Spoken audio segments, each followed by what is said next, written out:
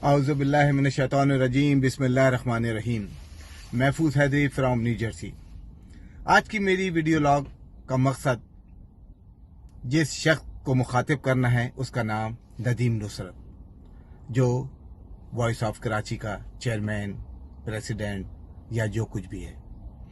میں نے کچھ دن پہلے اس کی ایک ویڈیو جو انہوں نے انٹرویو دیا ایک صحافی صابر کو، صابر صاحب سے انٹرویو دیتے ہوئے جو انہوں نے باتیں کی، جو میں نے سنی، تو مجھے احساس ہوا کہ انسان اس حد تک چلا جاتا ہے، اس حد تک گر جاتا ہے کہ کل تک جو کچھ وہ کارکنان لوگوں سے، ایم کیو ایم کے کارکنان ساتھیوں سے کہتے رہے، آج اپنی اس بات کا خود نفی کر رہے ہیں.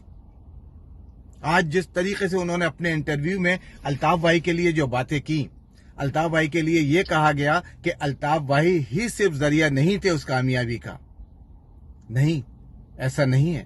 اللہ تعالیٰ کی ذات کے بعد ندیم نصرت صاحب اگر سندھ میں جو کامیابی ایم کیو ایم کو ملی ہے تو اللہ تعالیٰ کی ذات نے صرف اور صرف الطاف بھائی کے ذریعے ہی دلوائی ہے.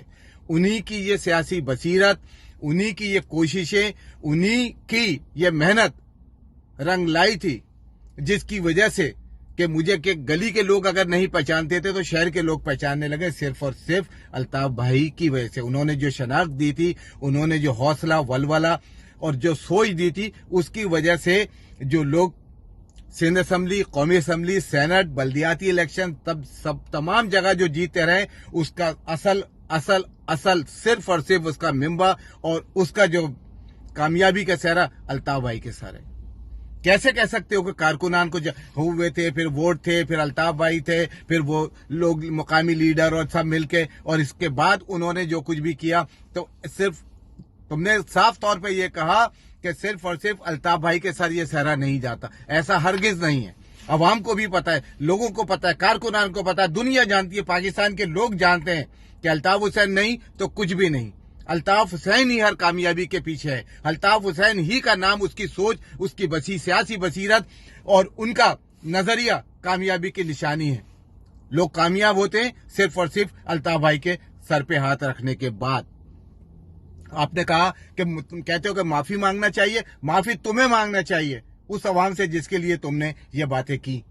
انہیں بھی بہت برا لگا. نہ جانے لوگ کیا کیا کہہ رہے ہوں گے، کیا کیا سوچ رہے ہوں گے. ابھی وقت ہے، اپنی میری اس بات کو سنیں، الطاف بھائی سے، ماضی قوم سے معافی مانگیں اور اس بات کا اعادہ کریں کہ آئندہ وہ بات نہ کریں جس کو لوگ تسلیم نہیں کریں گے. میں اپنی کارکنان کی بات نہیں کر رہا، ساتھیوں کی بات نہیں کر رہا، میں عوام کی بات کر رہا ہوں. عوام تسلیم نہیں کریں گے. ہم جس طریقے سے ہمیں برا لگا، ہم سے کہیں زیادہ اس عوام کو برا لگتا ہے جس کا نجات دہندہ الطاف بھائی ہیں. الطاف بھائی نے ان کے لیے بہت کچھ کیا ہے. الطاف بھائی ان کے لیے پچھلے 43-44 سال سے محنت کر رہے ہیں، جس کا نتیجہ ہم سب نے دیکھا. میں سمجھتا ہوں کہ اتنی بات بہت ہے. میرے اس انٹرویو کو اگر آپ کی نظر سے گزرے، آپ اس کو سنیں، اور میں سمجھتا ہوں کہ آپ کو اب معافی آپ کو مانگنی چاہیے کہ الطاف حسین نہیں تو کچھ بھی نہیں. اللہ حافظ.